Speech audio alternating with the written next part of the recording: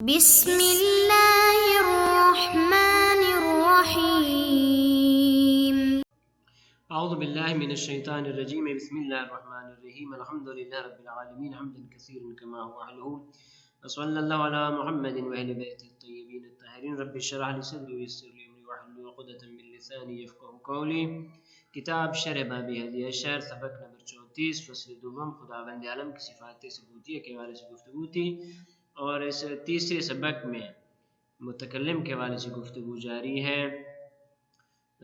متکلم اور اس میں ہم نے کلام کی ماہیت کے حوالے سے گفتگو کی تھی، خود کلام کے اس بات کے حوالے سے گفتگو کی تھی کہ خداوند عالم کے کلام کو ہم عقلی دلائل سے ثابت کر سکتے ہیں، یہ نقلی دلائل سے نقلی دلیل کون سی ہے۔ اس کے بعد تیسری جو گفتگو جس میں ابھی تک ہم موجود ہیں جاری ہے گفتگو، وہ ہے کہ خداوند عالم کی جو کلام ہے یہ کس کے ساتھ قائم ہے، خداوند عالم کی ذات کے ساتھ قائم ہے یا غیر کے ساتھ قائم ہے۔ تو اس میں اقوال تھے، جو مشہور قول ہے اور امامیہ نے جس قول کو قبول کیا ہے وہ یہ ہے کہ خداوند عالم کی جو کلام ہے یہ غیر کے ساتھ قائم ہے، نہ کہ خداوند عالم کی ذات کے ساتھ۔ تو اس حوالے سے جو ادلہ ہیں وہ آج کے درس میں ذکر کر رہے ہیں۔ انہ امر ممکن، اس کی دلیل یہ کہ خداوند عالم کی یہ کلام، عرض کی تھی کہ کلام سے ہماری مراد یہ آوازیں، اصوات اور حروف ہیں، یہ فرماتے امر ممکن ہے، اور خداوند عالم کی ذات تمام ممکنات پہ قادر ہے۔ بنابراین خداوند عالم کے ساتھ اس کلام کو ثابت کرنا اور یہ کہ یہ کلام جو ہے یہ غیر کے ساتھ قائم ہے، خداوند عالم کی ذات سے قائم نہیں، اس کی دلیل یہ کہ یہ امر ممکن ہے اور خداوند عالم تمام ممکنات پہ قادر ہے۔ اور یہ کہ خداوند عالم کی جو کلام ہے اس سے مراد یہ کہ خداوند فاعل الکلام ہے۔ وَأَمَّا مَا ذَكَرُوهُ فَمَمْنُوعٌ، اور جو کچھ اشاعرہ نے ذکر کیا ہے کہ خداوند عالم کی کلام ایک تو کلام نفسی ہے، دوسرا یہ کلام خداوند عالم کی ذات کے ساتھ قائم ہے، یا حنابلہ اور کرامیہ نے ذکر کیا تھا کہ خداوند عالم کی کلام لفظی ہے لیکن خداوند عالم کی ذات کے ساتھ قائم ہے، تو فرماتے ہیں یہ تمام اقوال ممنوع، جائز نہیں ہے، صحیح نہیں ہے۔ وَسَنَدُ الْمَانِعِ مِنْ وَجْهَيْنِ، اس کی دو وجہ بیان کریں، یہ جتنے بھی تین قول ہم نے ذکر کیے ہیں کہ یہ ٹھیک نہیں ہے، اس کی دلیل دو وجہ سے۔ پہلی وجہ انہ لو کان المتکلم من قام به الکلام، متکلم کسے کہتے ہیں؟ اگر متکلم سے مراد وہ ہے کہ جس کے ساتھ کلام قائم ہو تو پھر اس کا لازمہ تو یہ ہوگا کہ ہوا، کیونکہ ہم جو بول رہے ہیں حقیقت میں ان حروف اور اصوات کا قیام ہوا کے ساتھ ہے، تو اب ہوا کو متکلم کہنا چاہیے نہ کہ انسان کو۔ لذا فرماتے ہیں انہو لو کان المتکلم من قام به الکلام، اگر متکلم کا یہ معنی ہے کہ جس کے ساتھ کلام قائم ہو تو لکان الہوا متکلما، تو ہوا کو متکلم ہونا چاہیے۔ کیوں؟ کیونکہ ہوا الذی تقوم به الحرف والصوت، کیونکہ حروف کا قیام اور آوازوں کا قیام اسی ہوا کی وجہ سے۔ تو کیا ہے متکلما جو کانا کی خبر ہے، لکان الہوا متکلما، ہوا متکلم ہوگی، وہ باطل، اور یہ باطل ہے۔ تو جب یہ باطل ہے تو فالمظلوم مثلہ، کس طرح باطل ہے؟ لأن اہل اللغہ لا يسمون المتکلم الا من فعل الکلام، کیونکہ اہل لغت کے نزدیک متکلم اسے کہا جاتا ہے جو کلام کا فاعل ہو، نہ کہ کلام اس کے ساتھ قائم ہو۔ لا من قام به الکلام، نہ وہ جس کے ساتھ کلام قائم ہو۔ انسان کلام کا فاعل ہے نہ کہ کلام انسان کے ساتھ قائم ہے۔ کیوں؟ کیونکہ کلام یعنی حروف، اصوات، اور حروف اور اصوات کا قیام ہوا کے ساتھ ہے، اما انسان یہ فاعل ہے۔ ولہذا چند شاید مثال پیش کریں، ولہذا قال الصدى غیر متکلم، فرماتے ہیں صدا کہ جسے مرض ہو، مجنون قسم کا شخص، اس کو متکلم نہیں کہا جا سکتا. ولہذا کان الصدا غیر متکلم. اور اس طرح کہتے ہیں تکلم الجنی، جنی نے کلام کیا ہے، جنی نے کلام کیا ہے. تو جن کیا ہے؟ حالانکہ علی لسان المشروع، ایسا جو مرغی کا مرض ہے اور وہ بولنا شروع کر دیتا ہے، تو نہیں کہتے کہ وہ مرغی والا شخص گفتگو کر رہا ہے، بلکہ اس کے زبان پہ جن بول رہا ہے. کیوں؟ کیونکہ اس کا جو فاعل ہے وہ جن ہے ان کی نگاہ میں. لِاعْتِقَادِهِمْ أَنَّ الْكَلَامَ الْمَسْمُوعُ مِنَ الْمَسْرُوعِ فَاعِلُهُ الْجِنِّ، کیونکہ کلام کے جو مسروع شخص سے سنی جا رہی، مسروع مرغی والے شخص سے، فاعلہ الجنی، اس کا فعل جن ہے.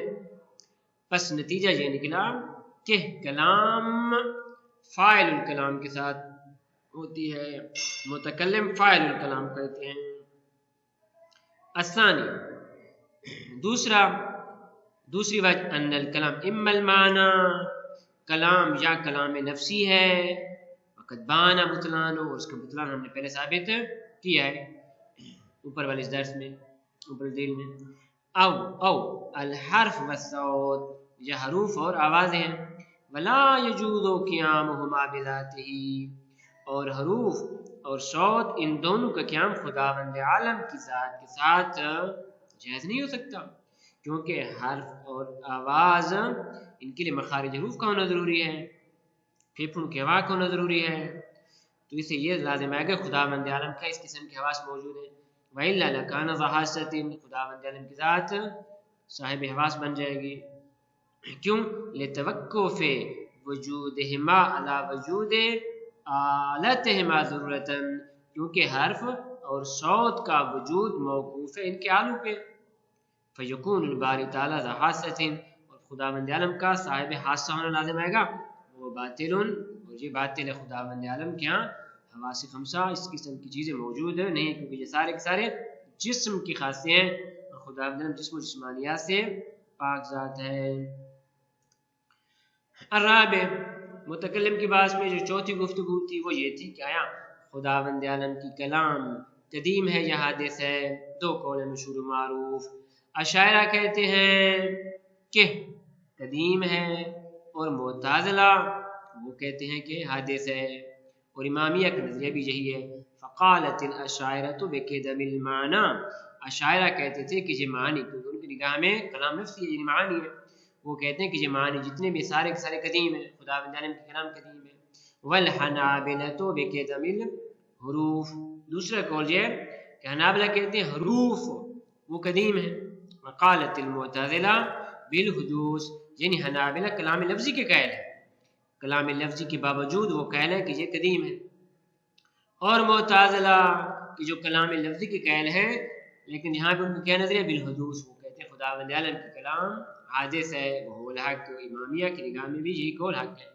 لوجوہ، اس کی تقریباً 4-5 وجہیں ذکر کی ہیں، جن میں سے 4 وجہ ہم اس طرف میں ذکر کرتے ہیں. الاول، پہلی دلیل اس بات کی کہ خداوند عالم کی کلام حادث ہے، یہ انہ لو کان قدیما، اگر خداوند عالم کی کلام قدیم ہوتی، لازمہ تعدد القدماء، تو لازمہ تھا کہ قدماء قدیم کی تعداد زیادہ ہے، قدماء ثمانیہ بن جاتے، وہ باطل، یہ باطل ہے. کیوں باطل ہے؟ لأن القول بقدم غیر اللہ کفر بالاجماع، کیونکہ خداوند عالم کے علاوہ کسی اور ذات کو اگر قدیم کہا جائے تو مسلمانوں کے اجماع کہ وہ شخص کافر ہے. اور اس کی دلیل قرآن مجید میں بھی آیا ہے کہ خداوند عالم نے فرمایا لقد کفر الذین قالوا ان اللہ ثالث ثلاثہ، نصارہ کافر ہوئی اس وجہ سے کہ وہ تثلیث کے قائل ہے کہ خدا 2 میں سے 3 میں سے ایک ہے. ولہذا کفرت النصارى، نصارہ کافر ہے. کیوں؟ لإثباتہم قدم الاقنوم، جو قائل تھے اس بات کے کہ اقنوم قدیم ہے. اقنوم اس کی جمع اقانیم ہے. اقنوم اس کا لغوی معنی حقیقت ہے، شخصیت ہے، ذات ہے. وہ اقنوم ثلاثہ کے قائل ہے، جس کو قرآن نے لفظی تثلیث کے ساتھ یاد فرمایا ہے، یعنی خدا، روح القدس اور عیسیٰ. یہ اقنوم ثلاثہ اور تینوں کو قدیم سمجھتے ہیں، جیسا وہ 3 خداؤں کے قائل ہیں. خدا کو بھی خدا سمجھتے ہیں، روح القدس کو بھی خدا سمجھتے ہیں اور جناب عیسیٰ کو بھی بیٹا سمجھنے کے ساتھ ساتھ خدا سمجھتے ہیں. باپ، بیٹا اور روح القدس یہ اقنوم ثلاثہ ہیں. الثانی، دوسری وجہ انہ مرکب من الاصوات والحروف، کلام یہ مرکب ہے آوازوں اور حروف سے. اور دیکھیں جب بھی آپ گفتگو کر رہے ہوتے ہیں تو جب پہلا حرف ختم ہوتا ہے تو دوسرا حرف شروع ہوتا ہے، پہلا کلمہ ختم ہوتا ہے تو پھر دوسرا کلمہ شروع ہوتا ہے. تو اگر آپ قدیم کے قائل ہو جائیں تو قدیم ختم نہیں ہوتا. جب قدیم ختم نہیں ہوتا تو بعد والا کیسے آ سکتا ہے؟ انسان بول نہیں پائے گا. فرماتے ہیں انہ مرکب من الاصوات والحروف، کلام مرکب ہے آوازوں سے اور حروف سے، اور ایسے حروف کے التی یعدم السابق منها بوجود لاحقہ، کہ جب دوسرا حرف آتا ہے تو پہلا ختم ہو چکا ہوتا ہے، جب تیسرا آتا ہے تو دوسرا ختم ہو چکا ہوتا ہے. والقدیم لا یوجد علیہ عدم، اور اگر کلام قدیم ہو تو اس میں عدم طاری نہیں ہو سکتا. تیسری دلیل خدا بند عالم کا جھوٹ ہونا لازم آئے گا. اگر کلام کو قدیم سمجھے تو انہ لو کان قدیما لازم الکذب علیہ، لازم الکذب علیہ، اگر ثابت ہو جائے کہ خدا بند عالم قدیم ہے تو خدا بند عالم کا جھوٹ ہونا لازم آئے گا. واللازم باطل، اور لازم باطل ہے. فالملزوم مثلہ، تو بس ملزوم بھی ایسے ہی ہے، وہ بھی باطل ہو جائے گا. ملازمہ کس طرح ہے؟ بیان ملازمہ اس طریقے سے ہے کہ خدا بند عالم قدیم ہے، اس کا کلام بھی قدیم اور ازلی ہے. تو خدا بند عالم نے مثلا جناب نوح علیہ السلام کے بھیجنے کی خبر دی کہ ان ارسلنا نوحا الی قومہ، ازل میں خدا بند عالم نے جناب نوح کو بھیج دیا، در حالانکہ خدا بند عالم نے نوح کو نہیں بھیجا، کیونکہ نوح کو تو بہت بعد میں بھیجا. تو بس جہاں پہ خدا بند عالم کا جھوٹ ہونا لازم آئے گا. بس اگر خدا بند عالم کے کلام کو قدیم کہیں، قدیم یعنی ازلی، تو خدا بند عالم کا جھوٹ ہونا لازم آئے گا. انہ لو کان قدیما لازم الکذب علیہ واللازم باطل، اور جھوٹ ہونا باطل ہے. فالملزوم مثلہ، پس کلام کا قدیم ہونا یہ بھی باطل ہے. ملازمہ اس طریقے سے کہ انہ اخبر بارسال نوح علیہ السلام فی الازل، خدا بند عالم نے جناب نوح کے بھیجنے کی خبر دی ازل میں، قدیم میں، اس قول کے ساتھ کہ انا ارسلنا نوحا الی قومہ، ہم نے نوح کو اپنی قوم کی طرف بھیجا. ولم یرسلہ، درانا کہ نہیں بھیجا. اذ لا سابق علی الازل، کیونکہ ازل میں تو نہیں بھیجا تو بعد میں بھیجا تو فیکون کذبا، بس خدا بند عالم جھوٹا ہوگا، یہ ٹھیک نہیں ہے. اس کے علاوہ خدا بند کریم سے ابس افعال کا صادر لازم آئے گا، کیونکہ خدا نے فرمایا اقیم الصلاۃ وآتوا الزکاۃ، اور ازل میں فرمایا تھا، درحالہ کہ ازل میں فرمایا تھا، درحالہ کہ اس وقت کو مکلف موجود نہیں تھا. انہ یلزم من العبث، اس سے خدا بند عالم کا ابس کام انجام دینا لازم آئے گا. مثلا اس طرح کے احکام میں واقیم الصلاۃ وآتوا الزکاۃ، نماز قائم کرو اور زکوٰۃ قائم کرو، زکوٰۃ ادا کرو. تو اگر قدیم ہے کلام تو ازلی ہے، بس ازل میں اللہ نے اس قسم کے فرامین جاری کیے، درحالہ کہ اس وقت مکلف ہی موجود نہیں تھے، بس ابس لازم آتا ہے، اور خدا بند عالم کی ذات ابس کام انجام نہیں دیتی. پانچویں دلیل انشاءاللہ اگلے درس میں ذکر کریں گے. صلی اللہ علیہ محمد و اہل بیت الطیبین الطاہرین.